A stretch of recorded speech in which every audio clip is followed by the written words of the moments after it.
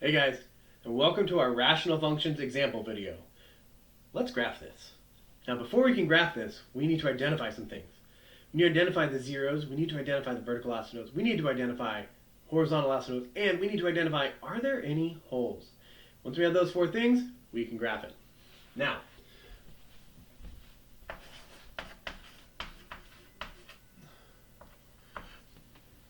zeros.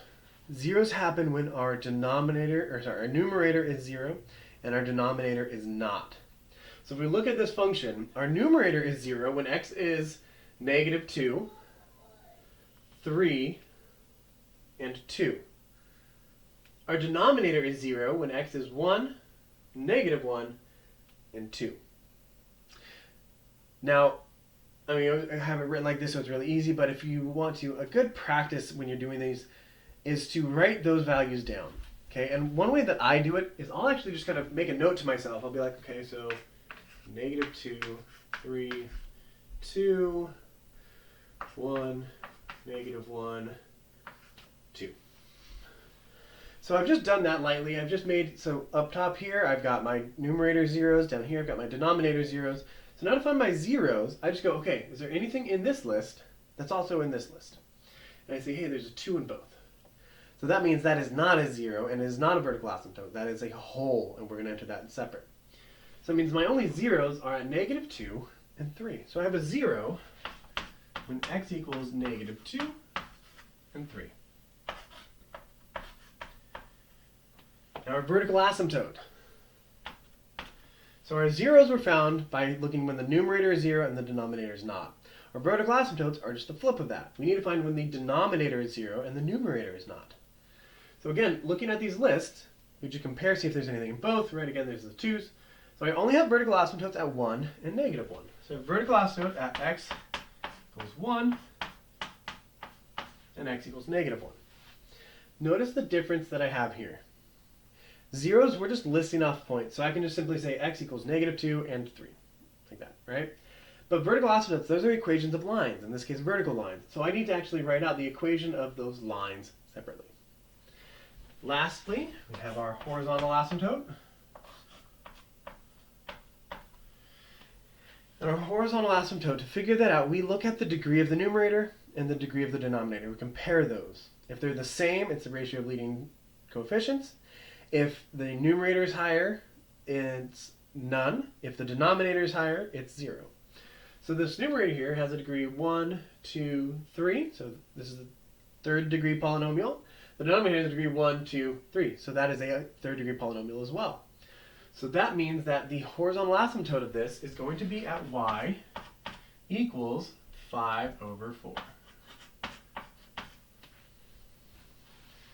Okay. We have one last thing to find. I'm going to write it over here.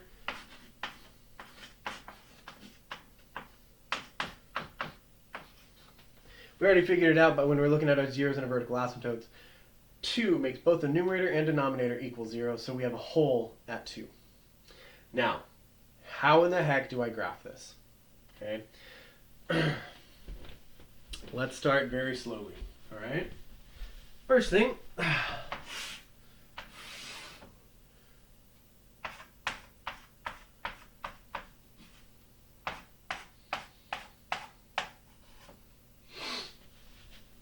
okay, get our graph up here. Now we want to plot our zeros on here, so I have a 0 at negative 2 and 3. Now the next thing I want to plot on here is my vertical asymptotes. Now how do I do that? Because a vertical asymptote is not actually a part of our graph. Our graph itself doesn't include the vertical asymptote. The asymptote is actually kind of an imaginary line. So the way we do that is we just use dotted lines. So since we have vertical asymptotes at 1 and negative 1,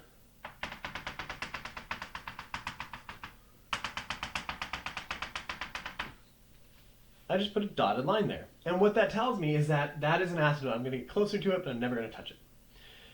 Last thing, I have a horizontal asymptote at y equals 5/4. So remember, horizontal asymptotes only on the ends. All of this in the middle, horizontal asymptotes don't count. So what we do is we go beyond our furthest feature in the negative direction. So that happens to be the 0 here. And I'm going to put in a horizontal asymptote. And we do the same thing beyond the furthest right feature, which again is this 0 now. And I put in a horizontal asymptote. These are only the end behaviors. Now, what about the hole? Remember with holes, for every x value other than where we have the hole, so in this case, every value of x except for 2, the hole does nothing. These two pieces do absolutely nothing.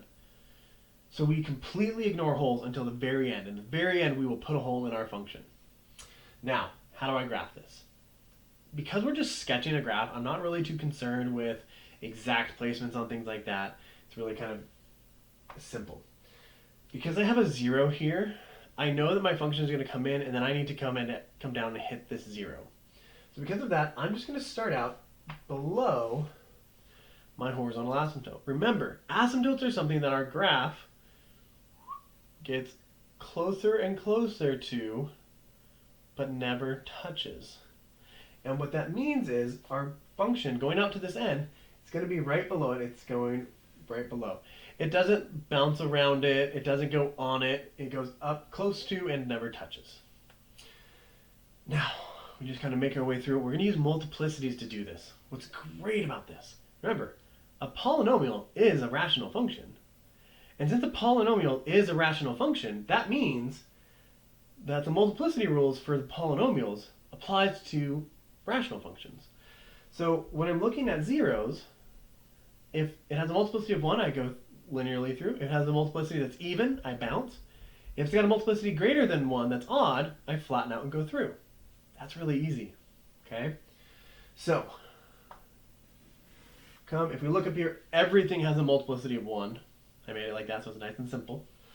So that means we're going to go through linearly. Bam. Tackled a 0. First thing done with the rational function. Boom! Now we come to this vertical asymptote. What happens? Well, remember, as our function gets closer and closer, we get closer and closer to that asymptote, but we never touch. So this is going to go like that. I cannot go back up. Okay, there's some people that will sometimes want to go up and things like that. Why can I not go up? Think about it for a second. Pause the video if you need to. Why can I not go back up? Well, if I were to turn around and go back up, that would mean I would cross the x-axis again. To cross the x-axis, I need a 0. I don't have a 0 here. I can't cross it. I can't touch it. I can't do it. So I have to go down. Now, stand up.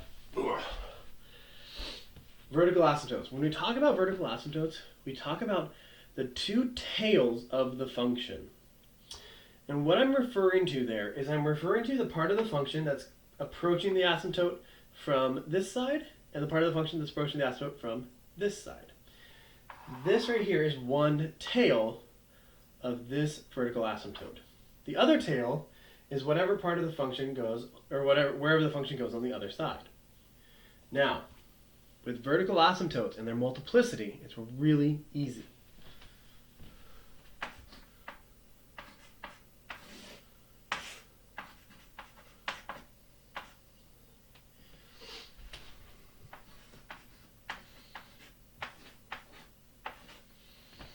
Okay, the multiplicity for vertical asymptotes. We only need to concern, is it even or is it odd? If it's even,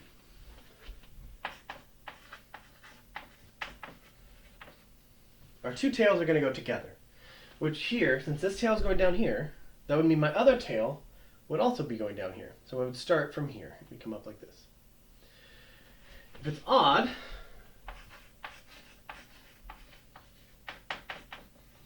they're opposite. Which means since this tail is down here, my other tail would start out up here. And that's it. That's how we do vertical asymptotes. We just use this multiplicity. We just figure out kind of depending on where we're at, we either go down or we go up if we're above or below the x-axis. And then based on the multiplicity, we are either, our two tails are together or they're opposite. Since everything here has a multiplicity of 1, which that is odd, these tails are going to go opposite. Okay, so I'm going to hop down here again. Since this tail was down here, to go opposite of that means I would start up here. Now here's a thing that can get kind of weird for some people, but it's really just follow what you're given. What's our next feature? Our next feature is another vertical asymptote. So since I'm above the x-axis here, that means I have to go up to positive infinity. Now how do I do that? Right? Because here we're going down. Well, we just turn around.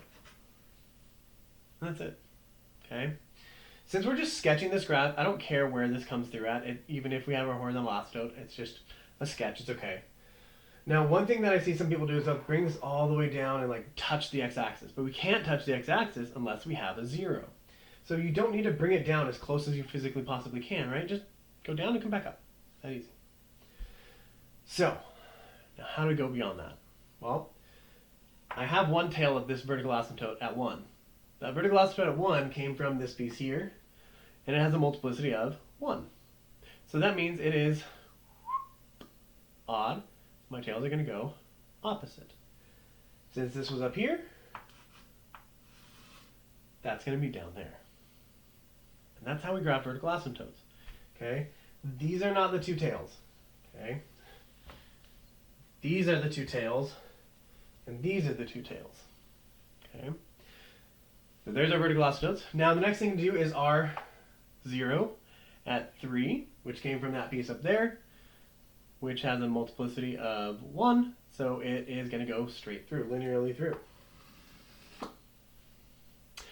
There are no more features of our graph. There's no more zeros, there's no more vertical asymptotes. So now we're going to our end behavior, which in this function, our end behavior was at y equals 5/4.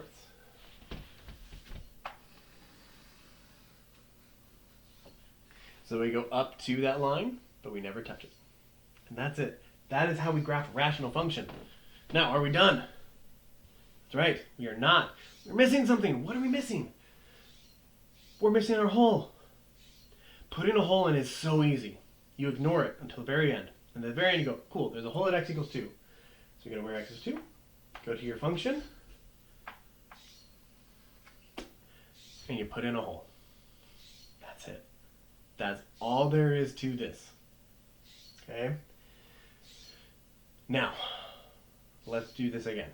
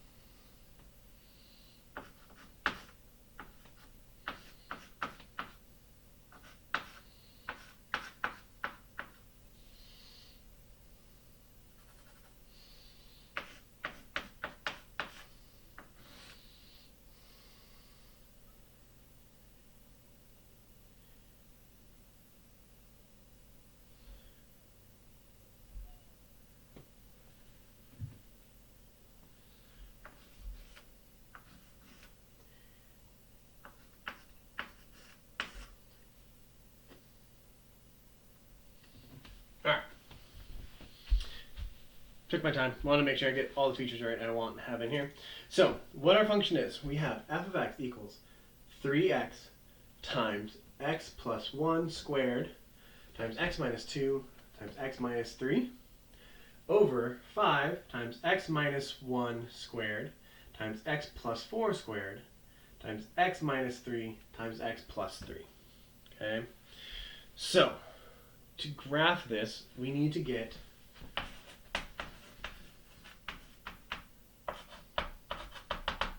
our zeros, our vertical asymptotes, horizontal asymptote, and any holes. To do this, the first thing I like to do is just list off the zeros in my numerator and denominator. It just makes it easy for me. So here I have 0, -1, 2, and 3. Down here, I have 1, -4, 3, and -3. Okay. Let's find our zeros. Okay? Zeros mean the numerator is 0 and the denominator is not. So I just look through this list. Is there anything that's in this list that's also in here? Oh. I see a 3 in both lists. Now let's do this a little more practically. Once you see, oh, I have that in both lists, just right away. Put it in your holes. You know where it's at. So now, whatever's left in this list is my zeros. Whatever's left in this list is my vertical asymptotes. So I have zeros. And x equals 0, -1, 2. Vertical asymptote at 1, -4, and -3. Now, horizontal asymptote. What's the degree of the numerator? And what's the degree of the denominator? So if I count this, I have 1, 2, 3, 4, 5. So my numerator is a 5th degree polynomial. Like my denominator, I have 2, 4, 5, 6. So I have a 6th degree polynomial in my denominator. Since the denominator is higher powered than the numerator, a higher degree, our horizontal asymptote is y equals 0. That's it. Boom. Now let's graph.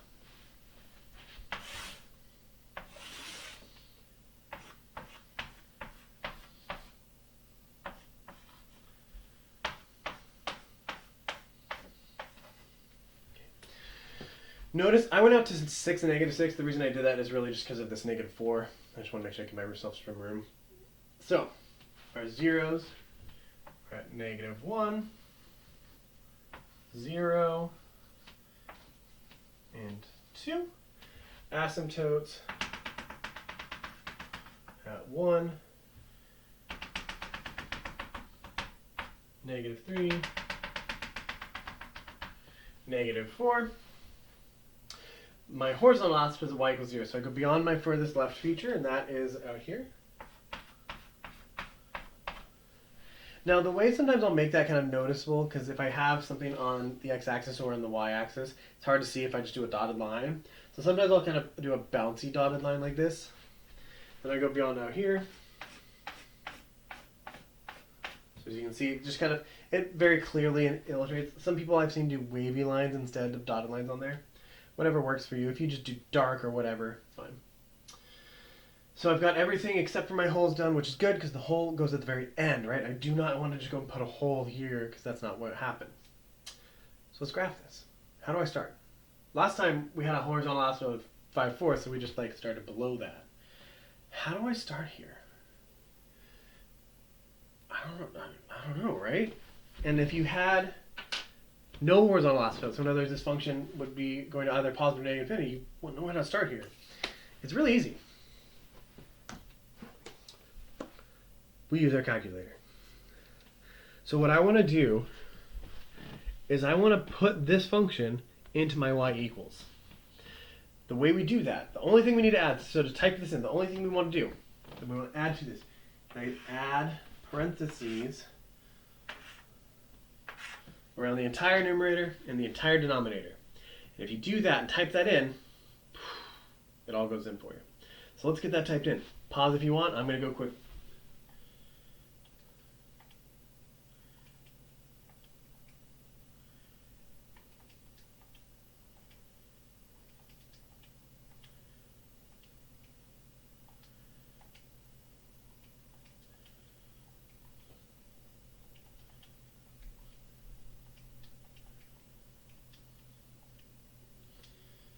All right.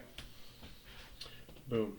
Got it. Now, you may be going like, Mr. Keeling, our graphing calculators, like we can type this in, we can hit graph. Why can't I just do that and do this? So hit graph.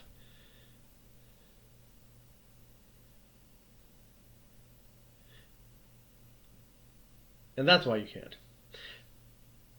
What's happening here? What's happening here? What in the world is this? Where are we at over here? Rational functions look really crazy, and when you have a scaled y-axis, they can get really weird looking. What we're doing is we're just creating these nice rough sketches where we can see these kind of features really easily. And so using the graphing feature doesn't work. So why do I need to put in here? Because we're going to use the table.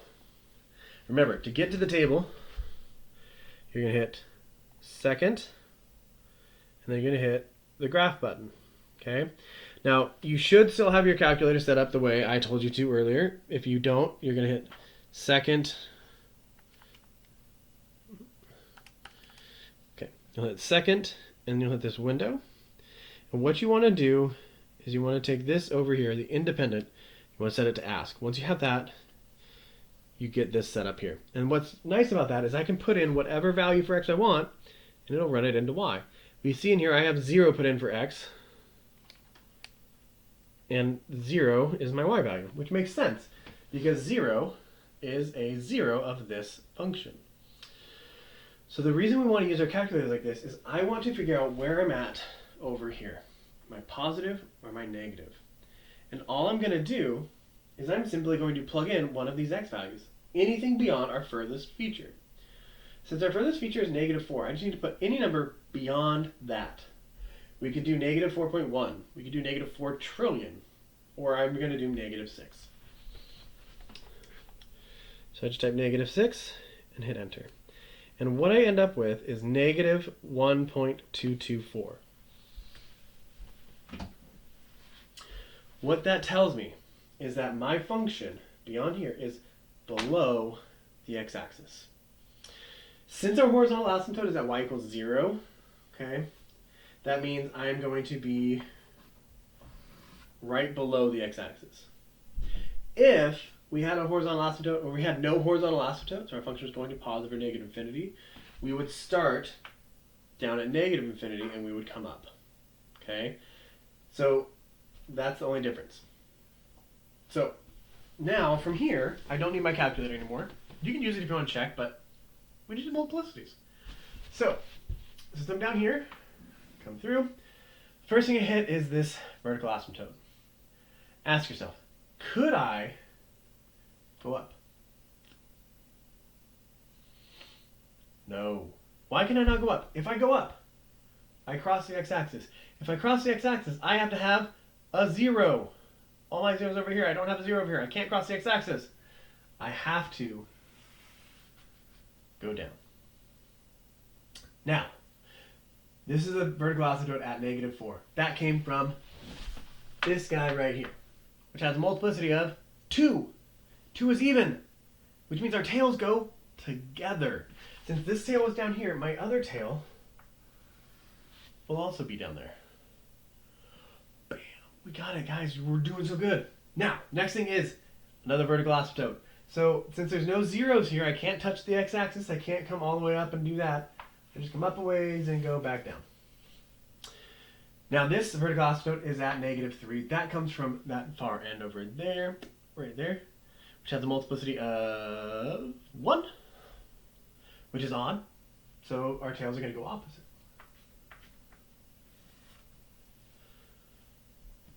There we go. We're making progress. We're making it work. Next thing is a 0 at -1. That came from that guy right there, which has a multiplicity of 2. That's even. So we bounce off. Next, we have a 0 at 0, which came from that guy right there, which has a multiplicity of 1. So we are going to go straight through. Next is this vertical asymptote. Since we are below the x-axis and there's no zeros in here and here, we have to go down. Okay, we're almost there, guys. We're almost there. This vertical asymptote at 1 came from this, which has a multiplicity of 2, which means it's even, so our tails go together. Since this one went down, this one also has to be down. Almost done. Last thing is 0 at 2, which came from this guy here, which has a multiplicity of 1. So you come up. There's no more features. Last thing is our horizontal asymptote. So all we're going to do, since our horizontal asymptote is 0, I'm just going to kind of come up a little bit. The reason I came up a little bit is just to show that I'm above the x-axis. And we go down. We're not done yet, because all we have to do is we have to put in our hole at x equals 3. 1, 2, here's 3. Go up to our function, and we put in a hole.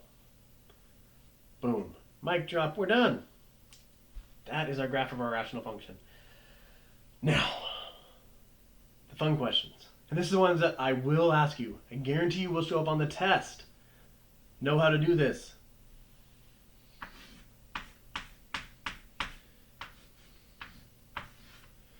When is f of x greater than or equal to 0? What I'll probably ask you is I will just say, when is this greater than or equal to 0? I won't say, graph this. When's it greater than or equal to 0? I'll just say, when's that greater than or equal to 0? You have to then be able to understand that that means you need to graph this function, look at where it's above the x-axis. Because interval notation, and that's how we write the solution to this, goes from least to greatest, from left to right, we do the same. Are we above or touching the x-axis? Nope. Nope, nope, nope, nope, nope, nope, nope, nope, nope, nope. Yes. So right here, we start being above the x-axis. That is at -3. So our solution is going to start at -3. But do I include that? Do I want to use a bracket or a parenthesis? Now in the past, we've been like, oh, this is or equal to, so it's always a bracket. But because now we get these vertical asymptotes, it can't happen that way. We can never include a vertical asymptote because they're not included in the domain of our function. So here, I'm going to use a parenthesis. So we want it to be above or touching the x-axis. When does that stop, right? Ooh, here we just touch and we go back up, so we're good. We're good there. Here, at 0. So it means this goes to 0. But since 0 is actually a 0 of our function and not an asymptote, we want to include that. Okay. Now we're moving along, still below, ooh, at 2. So again, 2 is a 0. So I want to include it. And now we're like, oh, we're above the rest of the time.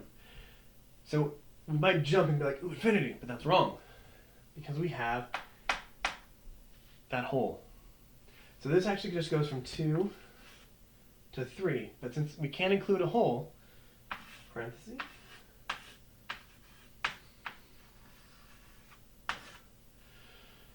okay, solving these inequalities, once you have that graph, is really simple, but you need to be very careful that you have the right symbols and that you're not including things like holes. Okay, so that is our answer to when f of x is greater than or equal to 0. That is rational functions for you guys. I hope you guys understood this lesson. Pause it, go back through it, watch it again, whatever you need to do. Ask me questions. Later this week, I will send out an announcement with the review for your test, which is next week. So good luck, you guys. I'll see you then.